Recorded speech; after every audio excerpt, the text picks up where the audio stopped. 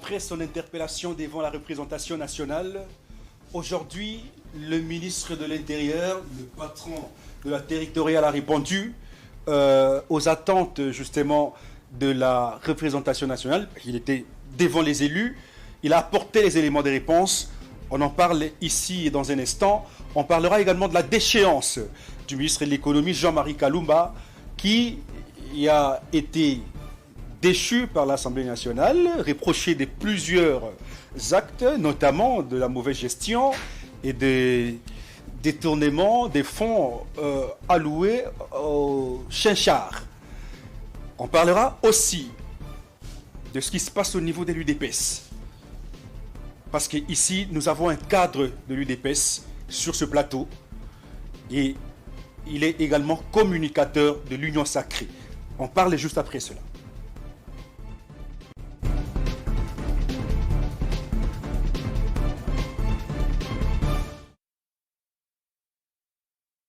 Emmanuel Tshibambe, cadre de l'UDPS et communicateur de l'Union sacrée de la Nation, avec qui nous allons échanger autour des sujets d'actualité. Bonsoir, Monsieur Emmanuel. Bonsoir, Désiré. Comment allez-vous? Je vais bien, merci. Dieu fait grâce. Comment se porte le ministre après avoir répondu devant la représentation nationale? Est-ce que sur les plans psychologiques, il est stable? Désiré, merci pour votre question. Déjà, le mercredi, lors de l'interpellation du ministre, lors du débat de la question avec débat, la question orale bien entendu avec débat, le vice-premier ministre Daniel Acielo, il s'était rendu avec, un homme conscient et il s'est dit, c'est un homme d'État, Il s'est rendu, il n'était pas, j'ai senti à lui, je l'ai accompagné d'ailleurs ce jour-là, j'ai senti un monsieur qui était serein, talentueux, et il n'avait pas, donc, psychologiquement il était zen, il n'avait pas, en tout cas il y avait, moi j'ai lu en lui quelqu'un qui n'avait pas, qui n'était pas angoissé. Il a été interpellé, aujourd'hui il a eu à répondre, il a donné tous ses moyens de défense. J'ai senti qu'un homme, un monsieur qui était zen, serein et librement, il a expliqué aux élus du peuple tout ce qu'il y avait comme moyen de défense. Et d'ailleurs, je vous signale, il est sorti de l'hémicycle avec standing ovation. D'accord. Alors, j'aimerais qu'on commence par un petit biscuit. Jean-Marc Kabound, qui fut votre président au niveau de l'UDPS, après avoir reçu des soins à l'étranger, justement en Angleterre, il est revenu et il a déposé sa démission. Est-ce que cela n'a pas affecté l'UDPS? D'abord, je dirais non, ça n'a pas affecté l'UDPS, parce que les autorités du parti, après avoir pris cette décision lui radiant du parti, donc avant que cette décision soit prise, je pense que les autorités ont pu étudier tout le moyen, les pour et les contre, pour en arriver là. Donc je ne pense pas qu'après avoir infligé à notre ancien camarade Jean-Marc Kabound cette lourde sanction, je pense que son retour, bien le geste qu'il a eu à poser, ça veut dire sa démission, ça n'affecte nullement l'UDPS.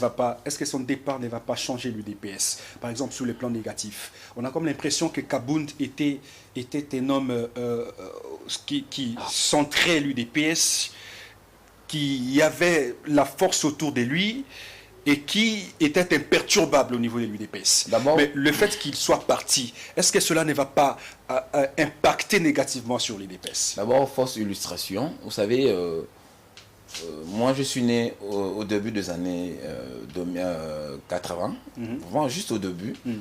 Donc, depuis que j'ai commencé à m'intéresser à la politique, depuis que moi j'ai adhéré à l'UDPS en l'an 2000, vraiment j'étais en 6e des humanités, en l'an 2000 j'ai adhéré à l'UDPS. Depuis l'an 2000 jusqu'au jour d'aujourd'hui, ça fait 22 ans. Et lorsque je ressasse un peu l'histoire politique de notre parti, l'UDPS bien entendu, j'ai connu le départ, je peux vous en citer. J'ai vu des gens comme certains qui sont partis. Il a été indispensable au-dessus non, à l'UDPS, ça je le dis, à l'UDPS, personne n'est indispensable. Ça c'est le Sphinx qui m'a parlé. Kabound n'est pas indispensable? Non, il n'est pas indispensable. Ça c'est le Sphinx m'en a parlé, m'en a appris.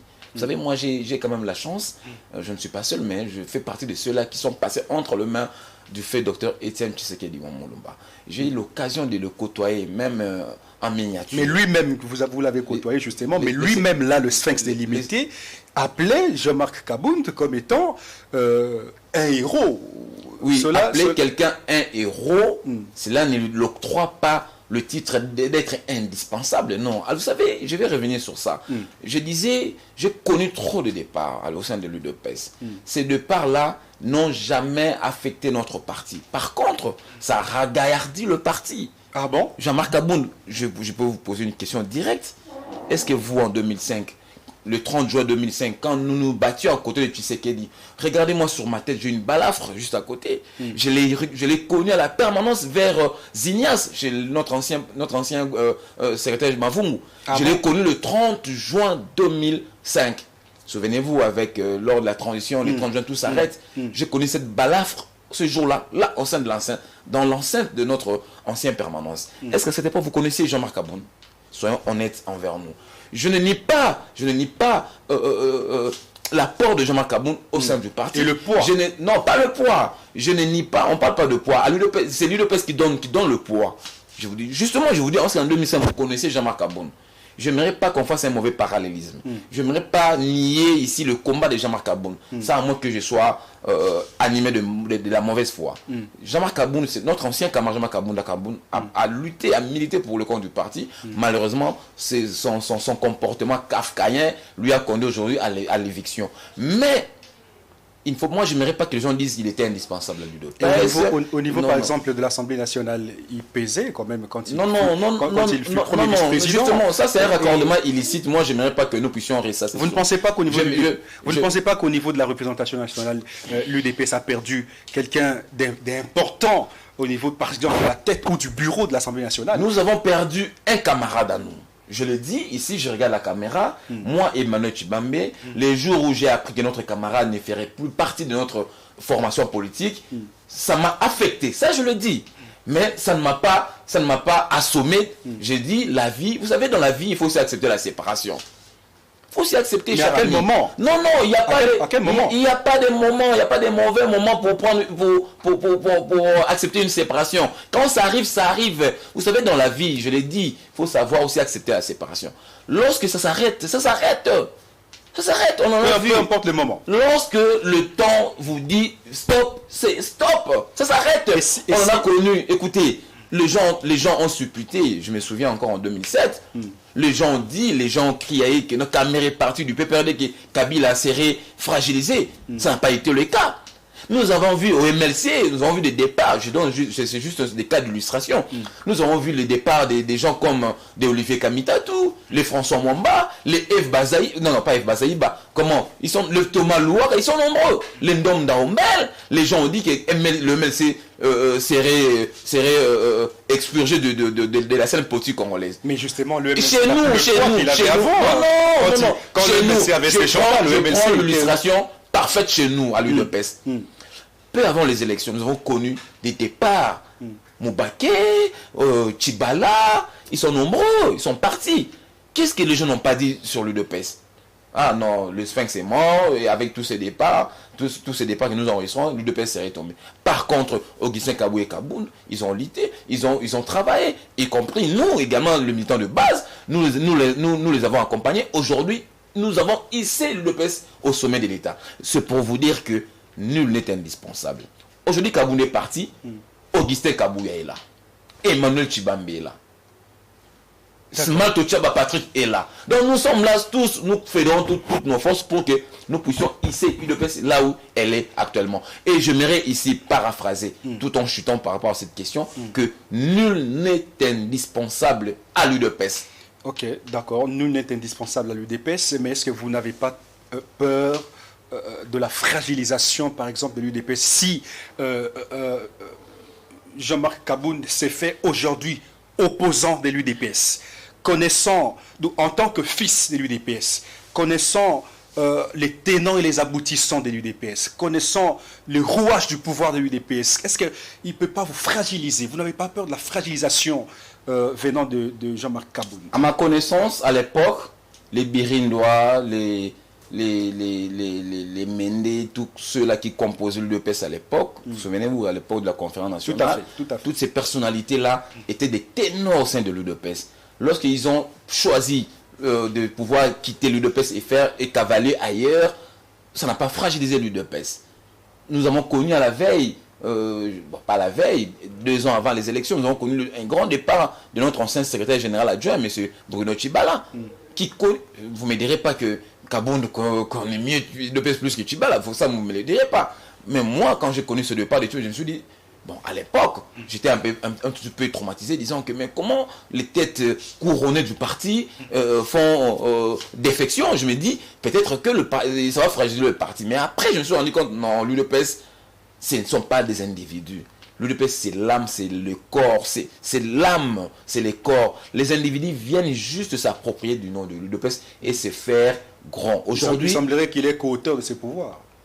Et heureusement, vous parlez au conditionnel, il semblerait. Donc, moi, j'aime pas trop parler au conditionnel. Moi, j'aime parler le fait que j'ai vécu. Le président des journalistes, d'ailleurs, je pense que c'est l'une des recommandations qui vous ont été faites à l'université. Le journaliste parle des choses qu'il a vécues et non ce qu'il a, qui parle avec conviction des choses qu'il a vécues. Oui, mais c'est ce qu'on dit. Et vous avez dit, il semblerait, vous parlez au conditionnel. Donc, ça veut dire même vous doutez que cela soit vrai. Si c'était vrai, vous auriez dit. Vous êtes de l'UDPS, c'est à vous de nous confirmer si oui ou non. Je vous ai dit ici qu'en 2005, vous connaissez Jean-Marc Kabound? Non. Alors, ça veut dire que Kabound est venu à l'UDPS. Mais justement, c'est l'UDPS qui a fait de lui ce qu'il est aujourd'hui. Il faut reconnaître ça. Ne soyez pas surpris que demain, moi également, que l'UDPS fasse de moi ce qu'il a fait à Kabound. Je vous dis, ce n'est pas que les gens font, c'est l'UDPS qui crée, c'est l'UDPS qui façonne. Vous ne connaissiez pas Kabound il y a 15 ans, monsieur Désiré. Vous ne connaissiez pas Kabound. Vous avez connu Kabound grâce à l'UDPS. L'UDPS lui a tout donné. D'accord. L'UDPS lui a donné le pouvoir. L'UDPS a fait de lui depuis. On l'a voté à Moamba parce qu'il a fait partie de la liste de l'UDPS. Il a été élu à l'Assemblée nationale, je le dis. C'est notre camarade, je le dis. Je ne suis pas venu ici pour le massacrer, mais je dis des vérités. Passez-moi la redondance, des vérités vraies. Oui, donc je vous dis, au niveau de l'Assemblée nationale, il a été élu grâce à la liste au quota UDPS et allié. Il était, même si c'était moi qui étais à sa place ce jour-là à l'Assemblée nationale, on m'aurait voté le vice-président numéro 1 de l'Assemblée nationale. D'accord. Donc c'est grâce à cette architecture UDPS que nous tous, nous avons connu aujourd'hui Jean-Marc Kabound. D'ailleurs, moi je demanderai à l'honorable Jean-Marc Kabound d'être reconnaissant envers l'UDPS. Parce qu'il n'y a pas longtemps qu'il venait de Kamina, je crois Kamina, et je crois en 2000, c'était en 2000 combien, en 2008, 2009, un truc, 2011 je dis. Donc vous voyez, donc donc je pense tout ce qu'il a aujourd'hui, c'est grâce à lui, c'est l'UDPS qui l'a façonné. Donc moi je mets sur ce dossier que nous puissions clore qu'il n'y aura pas ce que vous avez dit, fragilisation. Il n'y aura pas fragilisation. D'accord. Et il y aura quelqu'un qui sera remplacé. On a beaucoup de députés, on a 32 députés. Il y a des honorables comme le Paul Chilumbu, il y a ils sont nombreux, les André Mbata et consorts. Donc entre nous, on va choisir celui qui va pouvoir bel et bien le remplacer à ce poste-là de la première vice-présidence de l'Assemblée nationale. D'accord. Alors on va prendre cette fois-ci, avant qu'on ne parle de Daniel Assello, qui est le patron de la territoriale. J'aimerais qu'on parle d'abord de Jean-Marie Kalumba, qui a été déchu par l'Assemblée nationale. C'est la toute première fois qu'un ministre ou un membre du gouvernement soit déchu par l'Assemblée nationale, depuis que la RDC est RDC. Qu'est-ce que cela vous a fait au niveau de l'UDPS? Bon, je voudrais répondre par deux volets cette question-là. Vous l'avez bien dit, vous l'avez si bien dit que c'est pour la toute première fois depuis que ce pays est la RDC. N'est-ce pas? Muet à Esaïr, tout consomme, mais c'est pour la toute première fois que notre qu'un membre du gouvernement soit déchu. Tombe par les élus du peuple. Ça veut dire Félix Antoine Tshisekedi a apporté quelque chose de nouveau dans ce pays. On peut tout le reprocher, on peut tout dire sur Tshisekedi, mais la démocratisation, l'état des droits, le président de la République, Félix Antoine Tshisekedi, l'a instauré véritablement. Vous savez, je me souviens en 2000, je crois 2008, 2009, peu avant que le président Kamere quitte le perchoir de l'Assemblée nationale, il y a eu un ministre, je crois le ministre Denis Kalou, mais si j'ai bonne mémoire, qui a été interpellé à l'époque, il était encore ministre de l'Intérieur sur l'affaire Alonso. L'affaire Congo central, là, comment Bundu Dia Congo. Je me souviens, si j'ai bonne mémoire, il s'est passé un événement pareil qu'a connu le ministre Jean-Marie Kalumba. Heureusement pour le ministre de l'époque, je dis Denis Kalumba, il a été sauvé par ses pairs. Parce qu'il y a eu quelques billets de banque qui avaient circulé, et il y a eu le mot d'ordre des... Cette fois-ci, il n'y avait pas de mot d'ordre. Il y a eu le mot d'ordre des banques. Et il y a eu le mot d'ordre de Dalai Lama. Vous connaissez le Dalai Lama, lorsque dans son mot d'ordre, c'est tout le monde qui suit. Mais cette fois-ci, Désiré, j'étais dans la salle. J'ai dit des histoires que j'ai vécues. J'étais dans la salle. Ah, ça tombe bien. J'ai dit, j'étais dans la salle. Je suis un curieux, je suis un protagoniste de la scène politique. Donc, j'aime pas suivre des événements de seconde main. Vous voyez, j'aime vraiment être au premier plan. J'étais dans la salle. D'ailleurs, j'ai été agressé également. Bon, pas tout à fait. J'ai été agressé avec mon ami Chris Mukendi. Je crois que vous avez suivi un des communicateurs qui a été vraiment sauvagement. Il a même porté plainte. J'ai accompagné mon ami Chris. Nous étions avec Chris Mukendi. Il m'a appelé. Et lorsqu'on l'a agressé, et certains élus m'ont également vu, tellement ils me reconnaissent, parce que je suis communicateur. Ils disent voilà, son ami est là, il faut aussi le. J'ai été aussi agressé moi, mais de façon un peu. Moi, j'aimerais pas faire la publicité de mon agression. Je vous dis, j'étais dans la salle. Moi, je croyais que je revivrais la même scène que nous avons vécue en 2009. Ça veut dire qu'il devait y avoir des billets de banque, ou un mot d'ordre venant de Dalai Lama, l'autorité morale. J'étais là, j'observais. Je n'ai même pas vu un billet de $5 dans la salle. Ah bon? J'ai fait le tour de la salle de couloir. C'est pour la première fois? J'ai dit c'est pour la toute première fois. Donc, vous voyez que le président Félix Antoine Tshisekedi Tshilombo, il a véritablement instauré l'état de droit. C'est l'innovation. Et là, ça, c'est de l'innovation. Ça n'a jamais. C'est vous qui l'avez dit. Vous avez dit à vos téléspectateurs que c'est pour la toute première fois. Moi, je ne fais que renchérir. C'est la première fois, justement. Donc, en tout cas, si cela a existé, peut-être avant nous. Mais en tout cas, ça n'a jamais existé. C'est ce que nous savons par rapport à l'indépendance. Ça n'a jamais existé. Donc, on peut tout dire de fait Tshisekedi, mais reconnaissons à lui l'instauration véritable de l'état de droit et de la démocratisation. Est-ce que d'autres membres du gouvernement n'ont pas peur déjà? Mais ceux qui sont peut-être dans le collimateur, ça veut dire, quand je parle de collimateur, ça veut dire ceux qui se comportent mal, ceux qui font mal leur travail, ils peuvent en tirer des conséquences. Et moi, je vais aller plus loin. Je vais demander aux élus nationaux que ce ne soit pas l'alpha et l'oméga, ça veut dire que ce soit le premier et la fin. Non, ça veut dire que ça c'est une brèche qui est ouverte. Il faut qu'on puisse interpeller tous ces ministres qui ne font pas véritablement leur travail à venir répondre, et s'il y a lieu de pouvoir le faire partie du gouvernement. Parce que vous savez, le chef d'État avait dit, il a besoin des compétences. Le chef d'État, pour qu'il réussisse sa vision, son programme, il doit avoir des bons collaborateurs. Il doit avoir des bons ministres, il doit avoir des gens au sein du gouvernement capables de lui fournir ce qu'il lui veut. Mais il y en a qui pensent... Et ces gens-là sont là, nous sommes là. Il y en a qui pensent que cette déchéance, c'est tout simplement une guéguerre au sein de l'Union sacrée, parce que Jean-Marie Kalumba fait partie de l'AFDC et c'est Modeste Ebati qui est visé. Est-ce que ça n'est pas vrai que vraiment c'est Modeste Ebati qui est visé? Désirez-moi, je n'aime pas aller dans ce genre de raccourcis. Hein? Si c'est Modeste Ebati qui est visé, moi, à ma connaissance, je sais que le quota ministère de l'économie revenait toujours à l'AFDC. Mais dites-moi, ça veut dire que c'est l'AFDC qui va également nommer... En tout cas, jusque-là, à moins qu'il y ait changement, je sais que, et avec l'honnêteté du président de la République, Félix Antoine Tshisekedi Tshilombo, je ne vois pas, en tout cas, à moins qu'il y ait entente, à moins qu'il y ait arrangement entre les têtes couronnées de l'Union sacrée. Donc, pour répondre à ta question, disons qu'il y a eu des gens qui supputent, disons, tout ça. Moi, j'aime pas aller dans ce genre des raccourcis. Et si c'était un ministre de l'UDPS qui tombait? Mais j'ai dit, quand vous êtes au gouvernement, Daniel Lassel aujourd'hui est allé répondre en tant que vice-premier ministre de l'Intérieur et non comme vice-premier ministre de l'UDPS. Il est allé comme ministre de l'État, le ministre de la RDC, du membre du gouvernement. Lorsque vous êtes nommé ministre, vous ne faites plus partie de votre parti politique. Parce qu'on parle de Daniel Lassel, j'aimerais qu'on prenne tout simplement le sujet qui, d'ailleurs, je l'ai inscrit à l'ordre du jour. On a comme l'impression que ce qu'on reproche à Daniel Lassel est vrai. Je vais prendre l'instabilité de gouvernements provinciaux et des assemblées provinciales. On a comme l'impression que le patron de la territoriale n'a pas la force qu'il faut pour maîtriser les gouvernements provinciaux et maîtriser les assemblées provinciales.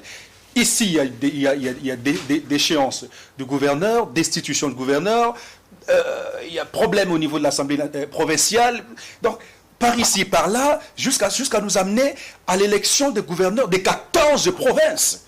Est-ce que vous pensez qu'il a la carrure de pouvoir gérer la territoriale? Désiré, vous aimez trop parler par rapport aux supputations, vous aimez trop parler. Ça ne sont pas des supputations.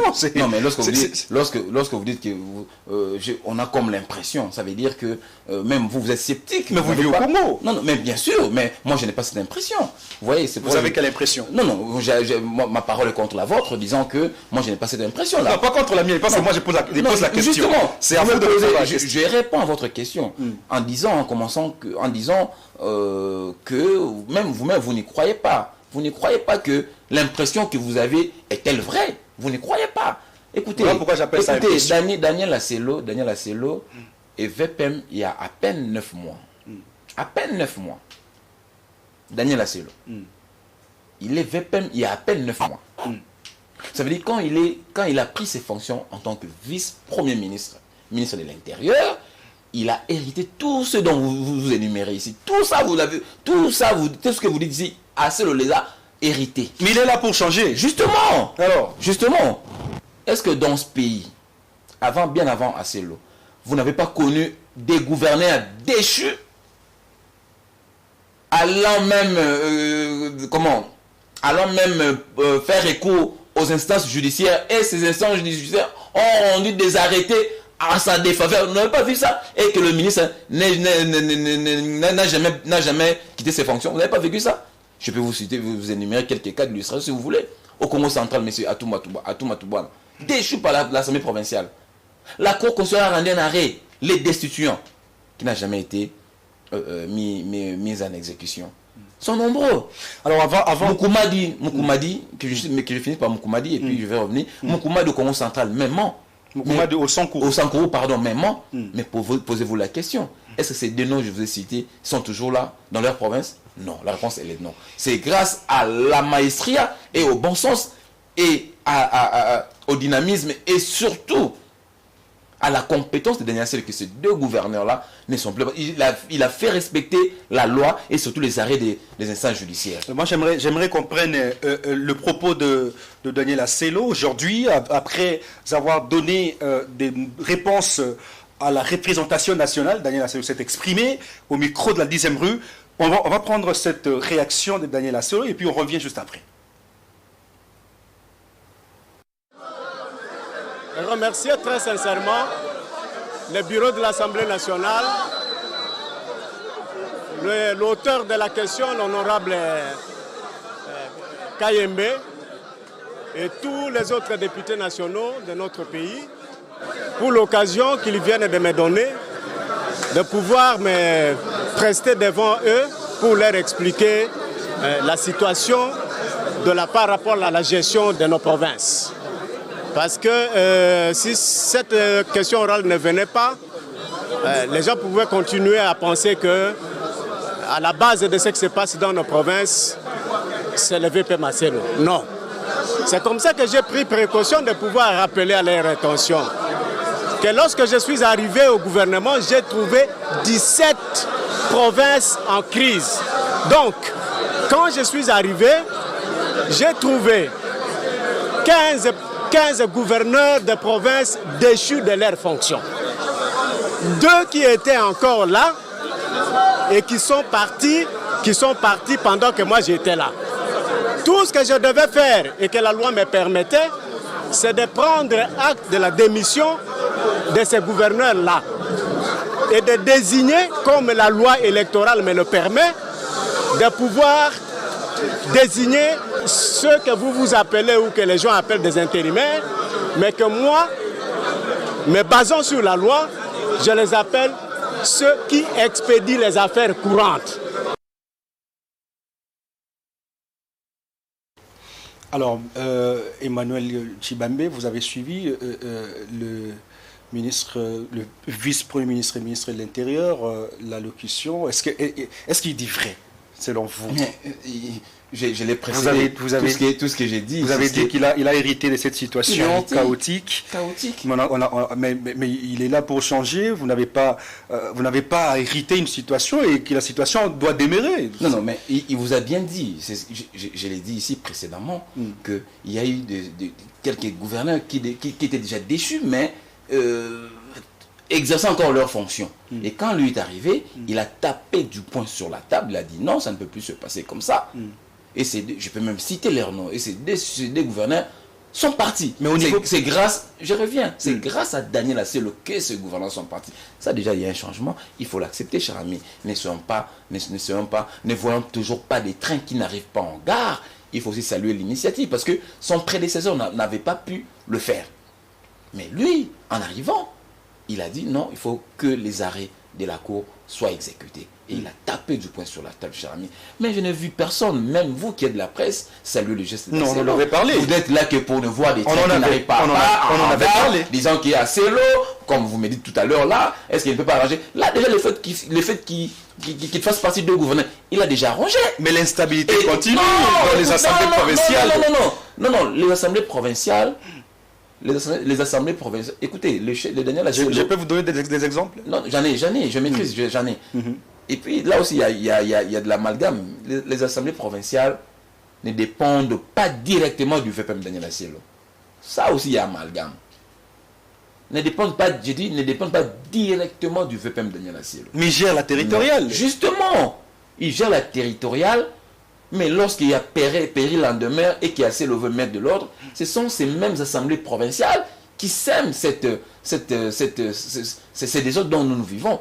Et Aselo, je vous rappelle qu'il a été indexé par les députés provinciaux. Grâce à sa vision, grâce à son savoir-faire, il a amené à ce que les élections des provinces aient lieu. Je vous dis au mois de mai, je crois le 6 mai, la CENI a déjà publié, il y aura élection dans des provinces à conflit. Ça aussi, une partie, nous le devons à Daniel Aselo. C'est au moment de sa gestion que ces élections seront organisées. Ça, personne n'en parle. Mais si vous voyez quelques députés provinciaux soudoyés, stipendiés par des groupes, par exemple, la situation que le VPN Daniel Aselo a connue à l'Assemblée nationale, moi je vous dis, d'ailleurs je suis un ancien journaliste pour votre information, disais-je, et nous avons peaufiné, nous avons activé nos sources pour que nous sachions la motivation, la teneur, la sentence de ces débats oraux. Ces questions orales et débats adressés à Daniel Aselo. Et nous avons compris, il y a eu même quelques dignitaires des lois là-bas et un ancien gouverneur du Congo central déchu qui ont mis des paquets. Je vous dis, je ne vais pas citer les noms parce que je n'aimerais pas que la justice... On voit le tableau déjà. Je dis, ça c'est vous qui voyez, moi j'ai dit un ancien gouverneur déchu du Congo central. On voit le tableau. Et quelques dignitaires de loi là-bas, ils ont envoyé des paquets. Et nous étions en possession de toutes ces questions. Ils ont envoyé des paquets disant que non, il doit tomber, il doit. Mais les députés, c'est pourquoi...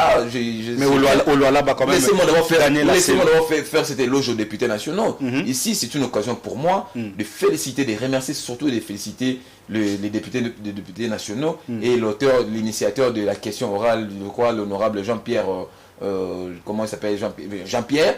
En tout cas, c'est pour moi une occasion de le féliciter et de remercier d'avoir fait leur travail parlementaire. Ils ont interpellé un ministre ce qui est de leurs droits et le ministre a répondu, il les a convaincus et ils ont accepté ex cathedra que non, le ministre nous a convaincus. Ça vraiment, sur ça, je voudrais vraiment ici... Un ministre déchu et un ministre qui convainc. Ça vraiment, je salue l'initiative de l'Assemblée nationale et nos députés provinciaux nationaux, surtout ceux-là qui ont... Il y en a d'ailleurs qui disaient qu'il était dans les colimates déjà. Comment? Il y en a qui disaient qu'il était déjà son départ. Ceux qui disaient là, ce sont ceux-là qui sont sociétaires des dignitaires dont j'ai énuméré ici, qui ont envoyé quelques billets de banque croyant que l'argent peut tout faire. Non, l'argent ne peut pas tout faire. Dans le Lualaba, par exemple. J'ai dit au Lualaba, il y a quelques... Je répète, il y a nous en avons des preuves. C'est une question que je pose. Oui. Au Lualaba, par exemple, Daniel Asselo est réprochable sur cette situation. Laquelle? On a comme l'impression qu'il veut maintenir Fifi Masuka alors qu'il y a... celle qui ne jouait l'intérim, alors qui joue l'intérim jusqu'aujourd'hui, alors qu'il y a un gouverneur qui a été malade et qui s'est rendu en Afrique du Sud pour des soins. Et qu'il est revenu, il n'a plus le pouvoir, il ne peut plus rentrer. Et d'ailleurs, il était prévu que l'élection du gouverneur soit organisée au Lualaba, mais soudain, sur la liste de provinces où sera organisée l'élection, le Lualaba ne se figure pas. Par quelle magie? J'ai suivi le point de presse qu'a tenu le VPM Daniel Asselo. Dans la salle, j'ai même vu votre ami Antimos, je le salue, il est de la 10e rue. Justement. C'est lui qui est accrédité là-bas. Il est venu couvrir ce point de presse. Il était là. Nous sommes avec vous chaque fois. Justement. À travers donc je pas des choses vérifiables et surtout potables. Ce point de presse qu'a tenu le VPM Daniel Asselo, quand il a cité les problèmes, les provinces concernées par les élections, les Lualaba ne faisaient pas partie. C'est ça justement le problème. Ça veut dire que le gouverneur de Lualaba n'était pas déchu de ses fonctions. Ah donc il reste gouverneur. Mais le VPM le dit toujours. Mais pourquoi il ne prend pas ses fonctions? Non. Il est empêché. S'il vous plaît, je vous réponds. Ça ressemble à l'acharnement. Je vous donne des éléments que vous n'avez pas. Allez-y. Tout récemment, quand le VPM est allé, lorsqu'il est allé répondre à cette question orale et avec débat, il a même dit à vos confrères que M. Richard Mouyej n'a jamais été destitué, il n'a jamais été déchu de ses fonctions. Oui, il demeure jusqu'à preuve du contraire gouverneur de la province du Lualaba. Madame Fifi Masuka, parce que ça n'est pas de l'amalgame. Ce n'est pas de l'amalgame, il a été explicite, il a été limpide dans ce propos, il n'y a pas d'amalgame. Madame Fifi Masuka, comme beaucoup de vos confrères comme beaucoup de vos confrères font, ils se contredisent entre eux, disant que, appelant même Madame Fifi Masuka le gouverneur AI. Elle n'a jamais été gouverneur AI. Madame Fifi Masuka est vice-gouverneur. Qui? Mais la situation devient compliquée à ce moment-là. Non, je vous dis, le monsieur Mouyej avait d'abord un problème de santé. Où est Mouyej à cet instant? Mais je vous dis, Richard Mouyej avait un problème de santé, nous l'avons vu. Nous l'avons vu réapparaître à la télé, disant qu'il revient de l'Afrique du Sud.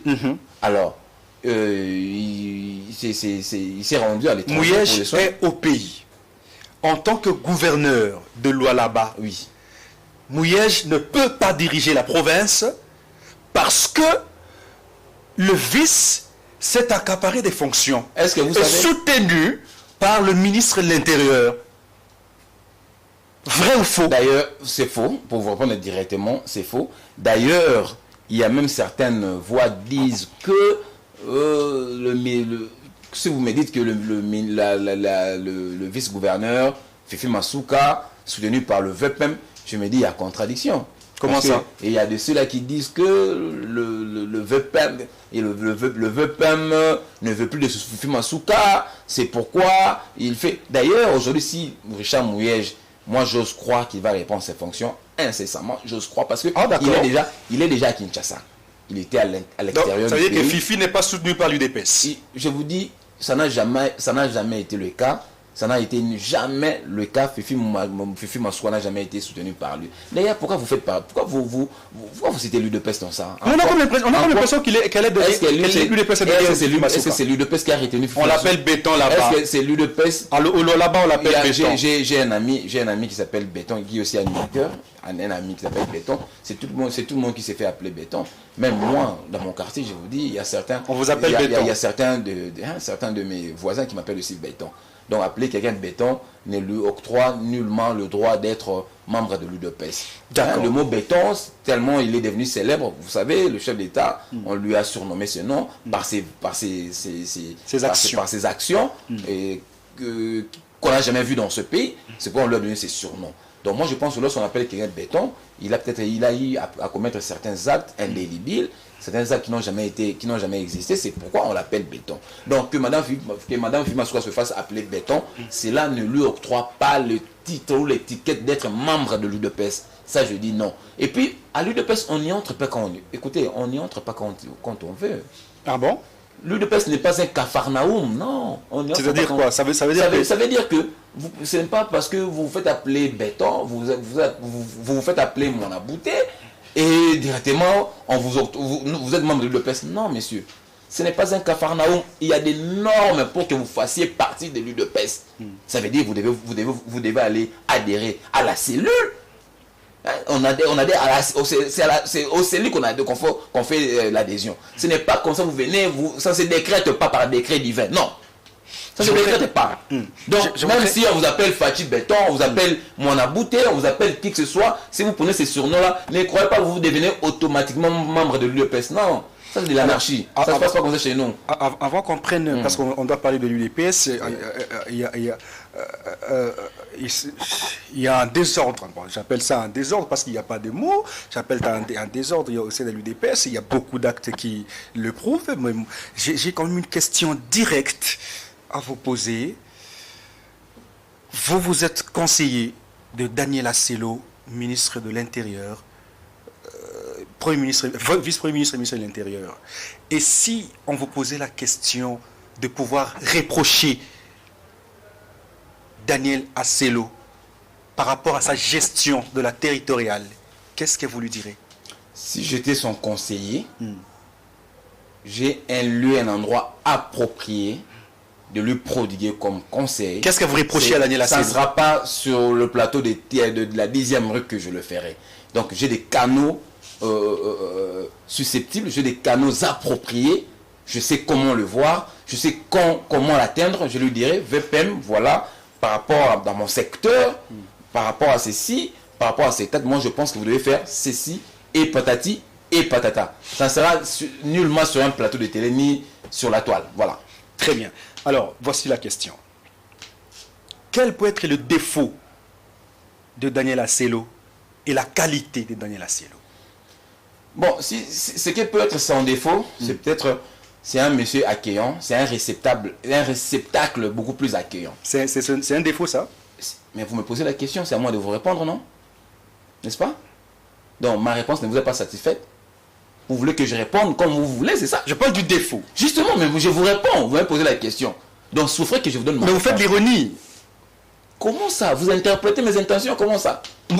J'ai dit, écoutez, pourquoi il fallait me poser la question, pourquoi vous avez dit ça? Vous serez riche. Allez-y. Maintenant, tellement vous voulez m'interférer, moi je ne saurais pas vous le dire. Il fallait me poser la question, Emmanuel, pourquoi vous dites ça? Je vous dirai pourquoi j'ai dit que le fait qu'il soit réceptacle, pour moi c'est un défaut. Pourquoi? Parce qu'on dit, il y a des gens qui disent, ceux qui sont passés au ministère de l'Intérieur, que ce ministère, le ministre qui passe ici doivent être des flics, qui doivent être des personnes qui sont à la trousse des gens qui ne se voient pas, des personnes effacées, des personnes qui sont un peu châtillants, qui châtillent, tout ça. Mais ça, donc dans tout ça, connaissant l'homme, Assello nier ni l'un ni l'autre. Assello n'a pas toutes ces qualités-là. Et la qualité, c'est quoi? Donc je vous ai dit, il est beaucoup plus accueillant. C'est un réceptacle beaucoup plus accueillant. Moi, pour moi, non, j'ai dit ça, c'est un défaut. Mais la qualité alors? Justement, j'arrive, que je finisse dans le défaut. Moi, avec tout ce que moi j'ai comme information au ministère de l'Intérieur, et voyant tout ce que Assello est, je pense que ça, par rapport à ce que les gens disent, ça c'est un défaut. D'accord. C'est pourquoi certains même députés, certains députés provinciaux qui n'ont même pas son rang, qui ont tenté de le vilipender. Vous voyez, moi je pense que s'il était dur, il était comme ceux-là fustigés, peut-être ça n'aurait pas arrivé. Ça c'est un défaut. Ça c'est d'après moi. Et la qualité? Et la qualité de Daniel Assello, c'est un homme de droit. Lui, il ne jure que par les droits. Il est respectueux des textes. D'abord, c'est un juriste, c'est un avocat. Chevronné. Donc, c'est un esclave de droit, Daniel Assello, tel que vous le voyez. Ça, c'est une qualité. Même si vous lui apportez $1 million, il vous dit, bon, écoutez, commençons d'abord par le texte. et on verra le reste après. Ça, c'est une qualité que beaucoup n'ont pas. Très bien, Emmanuel Tshibambe. Merci Désiré. On va maintenant aller parler UDPS. Il y a peu, beaucoup de gens ou beaucoup des combattants au sein de l'UDPS m'ont appelé pour me dire que le secrétaire général Augustin Kabouya, pour ne pas le citer, a reçu de l'argent quand le chef de l'État venait de l'Europe, mais que cet argent-là était destiné pour les combattants, mais qu'il n'est pas arrivé à la destination. Et il semblerait d'ailleurs qu'il a fait arrêter quelques combattants parce qu'ils ont réclamé leurs droits. Encore une fois, un groupe au sein de l'UDPS fustige la gestion d'Augustin Kabouya. Ça ressemble à un désordre au sein de l'UDPS. Pourquoi est-ce que ce parti ne peut pas se concentrer sur la gestion de la Res Publica et qu'il y a toujours de problèmes? Vous êtes de l'UDPS. Qu'est-ce qui se passe exactement à l'UDPS? Très bien. Laissez-moi le temps, ne m'interférez pas. Allez-y. C'est une question vraiment sensible. Allez-y. Je voudrais être concentré et répondre coup sur coup. Allez-y. Nous sommes le jour où le chef de l'État est rentré du pays. Heureusement, j'ai été là. Je fais partie de ceux qui l'ont accueilli à l'aéroport, depuis l'aéroport jusqu'à la cité de l'Union africaine. On a fait une escale vers des Bonhommes, je crois, là où il y a eu incendie. Le chef de l'État a visité, accompagné de la première dame, Maman Denise Zinkero, que je salue également. Il est allé visiter les familles éplorées. Après, sous une pluie battante, après nous nous sommes rendus, nous avons accompagné le chef jusqu'à la cité de l'Union africaine. Arrivé là-bas, ce n'est pas tout le monde qui avait eu accès au sein de la cité de l'Union africaine. Mais moi, heureusement, vous posez la question à quelqu'un qui a vécu la situation, parce que j'ai eu quand même accès ces jours-là. Si vous voyez même des photos qui sont partagées dans les réseaux sociaux, vous verrez mon visage. Que s'est-il passé? Notre chef, Augustin Kabouya Tshilomba Monabouté, que je salue d'ailleurs, notre secrétaire général, l'insubmersible, accompagné de nous qui sommes ses proches, il y avait Amissi, il y avait Mukengisha, il y avait tout le monde autour, y compris moi. Moi, j'étais vraiment un peu plus éloigné de lui. Et il y a eu, autour de notre secrétaire général, il y a eu quelques combattants qui n'avaient pas de cache-nez. Il y a le médecin, je cite bien le médecin, parce que beaucoup de gens parlent, ils ramassent des histoires comme ça dans les réseaux sociaux, dans les médias sociaux, mais ne le maîtrisant pas, et ils les distillent comme ça, sans pourtant avoir des sous-bassements. Et moi, j'ai vu le médecin du chef de l'État, appelant le secrétaire général Augustin Kabouya, lui remettant un sachet de bande verte. Et dans le sachet, il y avait des gants, il y avait des cache-nez. Il lui a dit, CG, prenez ça, protégez-vous. Quand même, la Covid, elle est là, on ne peut pas se leurrer. La Covid est là, protégez-vous. Et puis, donnez aussi ce qui vous environnent. Rapidement. Et le CG a pris le sachet, il a même donné, je crois, à Mukengesha. Vous voyez que ce n'était pas de l'argent. Alors, justement, ceux qui sont, il n'y avait pas de l'argent. Et puis, s'il faut que le chef remette de l'argent au CG, ça peut se passer de cette façon-là. Donc ça, ce sont des raccourcis, ce sont des propos. Et actuellement, qu'est-ce qui se passe? Il n'y a rien. Donc ceux-là qui veulent tout simplement ternir l'image des autorités, notamment celui de notre du secrétaire général Augustin Kabouya, qui se sont évertués pour que, d'ici des fausses informations, pour ternir l'image de notre chef Augustin Kabouya. On nous fait signer à la régie, rapidement, actuellement, qu'est-ce qui se passe? Ça n'a jamais été le cas. Bon, par rapport à ce que vous avez dit, quelques combattants, vous savez, on a des informations. Il y a eu quelques candidat gouverneur à Mbujimaï qui voulait être candidat, et la démocratie en a décidé autrement, et ils s'en prennent maintenant au secrétaire général, ils appellent quelques combattants, ils distribuent quelques billets de banque pour insulter à longueur de journée le secrétaire général Augustin Kabouya. Et puis pour que je finisse, le CG n'a jamais fait arrêter quelqu'un ou bien un combattant, ça c'est faux. D'accord. Le CG n'a jamais envoyé quelqu'un pour aller frapper des combattants. Moi qui vous parle le 14 janvier, j'étais victime, on m'avait frappé.